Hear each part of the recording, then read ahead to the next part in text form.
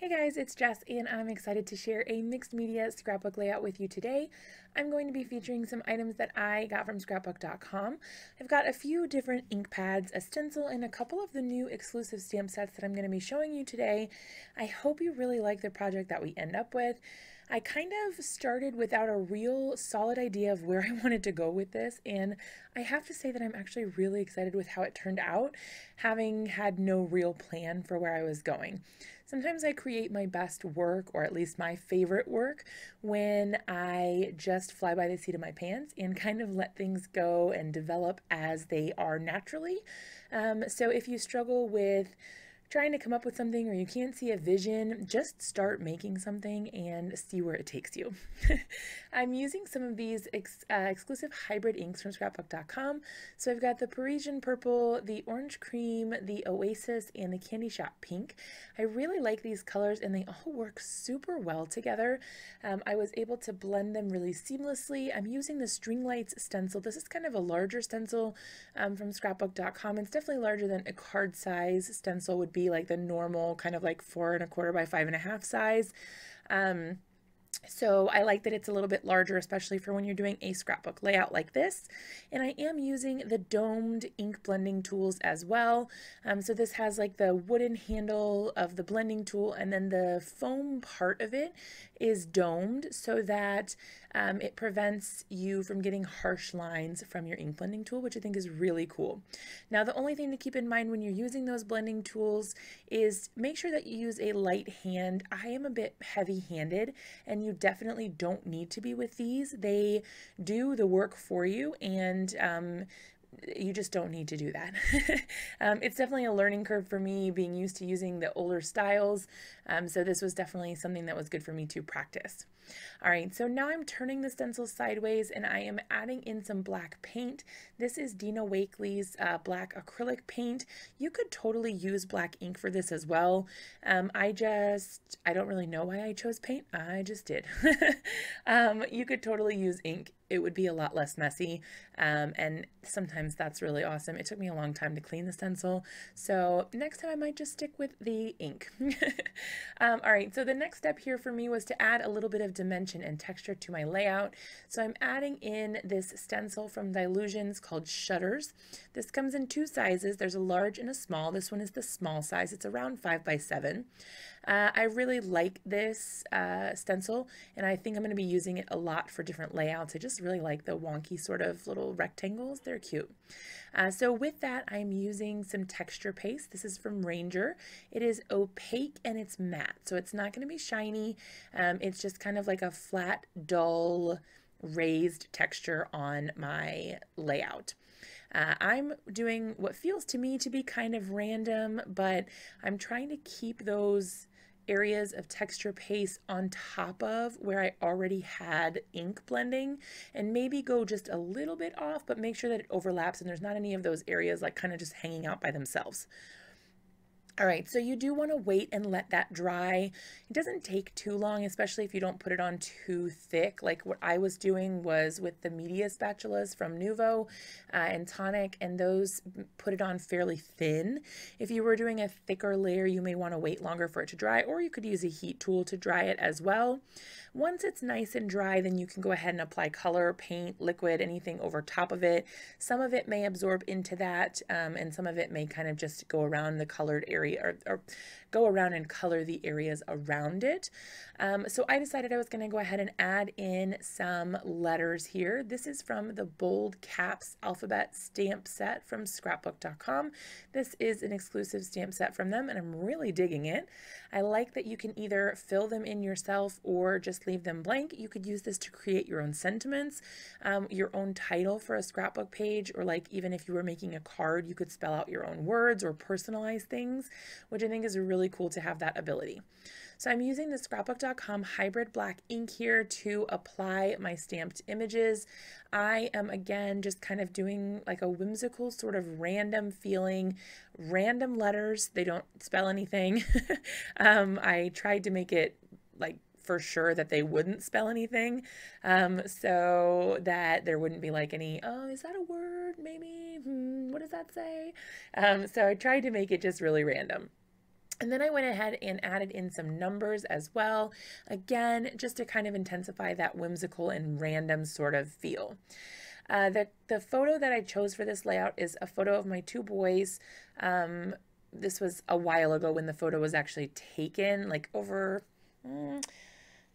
maybe, gosh, I can't remember if it was like a year ago or it must have been around a year ago that it was taken, but they were smaller then, but they were on a field trip for my son, and they were picking strawberries, and one of my friends happened to snap a photo of them, and it is just precious. It hangs in our house in a really big frame, so I can't wait for you guys to see that and kind of see how it turned out with this layout.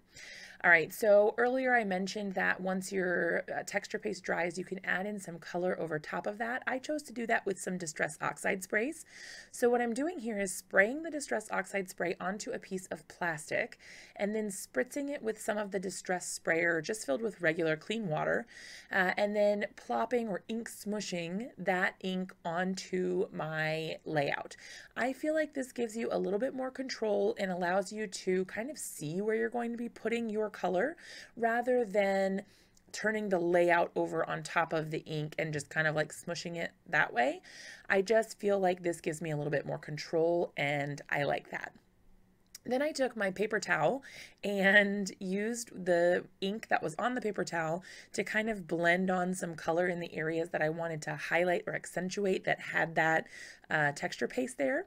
And I think that really helped bring those areas out and make them stand out a little bit more. Okay, so you can see the photo there. Isn't it the cutest? They're just so adorable. Look at them holding hands. It's the only time they ever got along in their whole lives. Just kidding. But seriously, they do fight a lot. Okay, anyway, so using this cute little note card that is supposed to be used with the Easy albums. So there's kind of like a system that Scrapbook.com has come up with where it's like a really easy way to make albums. So you don't have to spend as much time doing a scrapbook layout if you don't want to. But anyhow, they come with these little journal cards that you can slip into the little pocket pages. Well, I thought this would be a really cool way to add some quote journaling unquote to my layout. And actually it kind of serves as my title for the page. I don't really have anything going on for a title for the most part, but I decided to use this vintage type or vintage lower type. So it's a lowercase alphabet in a vintage typewriter sort of style. It just has the letters there and a couple different characters down at the bottom. And I laid out the sentiment, "Don't bother my brother." I thought it was really cute because obviously brothers fight a lot, but they tend to stick up for one another when there's some like outside pressure. So I thought that was kind of a cute way, since they're holding hands and like getting along. It was a nice way to kind of symbolize that brother bond. Like, I can pick on him, but I'm the only one. So I thought that was cute. Don't bother my brother. I liked that it used all the same letters for bother and brother except for the one R. I don't know. Felt like a little bit of a play on words to me. Okay, so it was a little bit larger than I had anticipated. I thought it was going to be kind of small. I did end up going ahead and trimming it down, and I felt like the smaller size really worked nicely with the layout.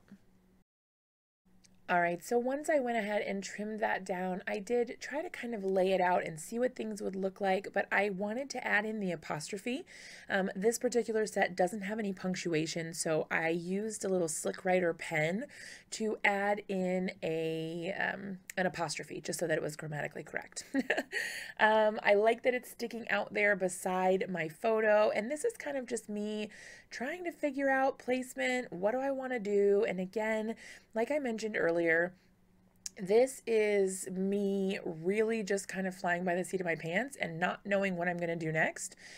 So every step I kind of put it back on and I'm like, okay, do I like this? How do I feel about it? What could I add? And then I just grow on it and add to it as I go. So I decided that I wanted to add in a little bit of vellum to kind of separate it from the busy background. So I used some of the 1-inch foam tape from Scrapbook.com to pop up my photo on top of that vellum. Then I went ahead and just ripped up the vellum, made it look random. It took a lot more work than if it was just like literally I just ripped it. But I tried to make it look random. This never goes according to plan. I don't know if you guys have that problem like I do, but anytime I try to make something look random or unintentional or whatever, it never works out for me. But I ripped it up nice and good, and then I moved on to trying to assemble my layout. One of my favorite things to do to add interest to a layout is to add thread, and I keep a bunch of different colored threads near me while I'm crafting so that I can do just that. I really like the black thread, especially because there are those black elements in the background from the stencil. So I decided to kind of build on that and play up the black in the layout here. So I also grabbed some black and white twine, tied it into a cute little bow, and then I've used this little tag image from a little kit, I guess, or a package of scrapbook embellishments. Now they're like chipboard stickers, so they're chipboard obviously, and then they have a sticky back. I personally don't find that the sticky backs stick very well when you're doing mixed media layouts. So I do have to add my own adhesive usually to those, or else they just fall off. So that's something to keep in mind, but they do have a sticky back, at least to start with. And it kind of helps when you're starting to get your placement set up because it'll stay long enough, but it's not permanently adhered, which is nice. All right, so then I also have these cute little, one of them is a camera and there's a glare on it so you can't see it, but it says be cool and it's kind of like a rainbow colored little tag with a fishtail banner ends. Then I've got this little circle here that says epic. I just wanted to add in some cute little accents, something exciting and fun so that it wasn't so plain on the top area. Then I decided to pull out some washi tape that I had in my stash. This is a really cool, just black and white striped one. And I thought that that would be a nice way to, again, tie in that black sort of element there, but then also separate the photo and all of that from the background a little bit more. It helped kind of build up that cluster of where my photo was and all of my embellishments. All right, so I'm going to call this a hack. I don't really know if this is a hack or not, or if everyone's already doing this and I'm just late to the party. But what I like to do is if I have a big sentiment set like this, I like to just pop the entire thing into my MISTI. I used some Gina K dot runner on the back there to get the whole, like, because you know it comes on the plastic backer.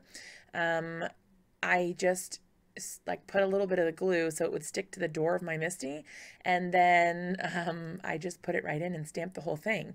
I really like that. You can do this, and especially for heat embossing, this is really nice because you don't have to take off each individual stamp, place it, try to worry about it being crooked and all of that. You can just stamp it all at once, dump all of your embossing powder on, melt that, and call it a day.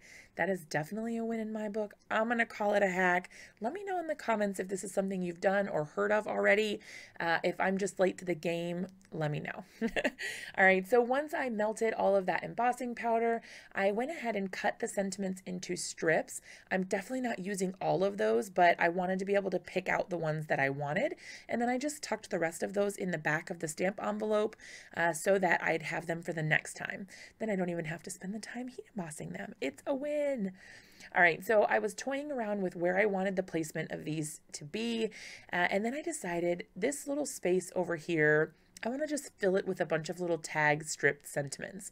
So I liked that some of these were cut a little thicker than others. It kind of helped it look a little more interesting rather than if they were all the exact same width.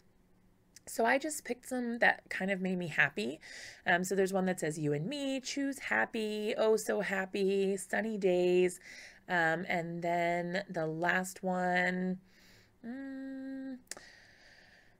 I tried You're My Favorite, but that one was too long. And now I'm like, which one did I end up going with?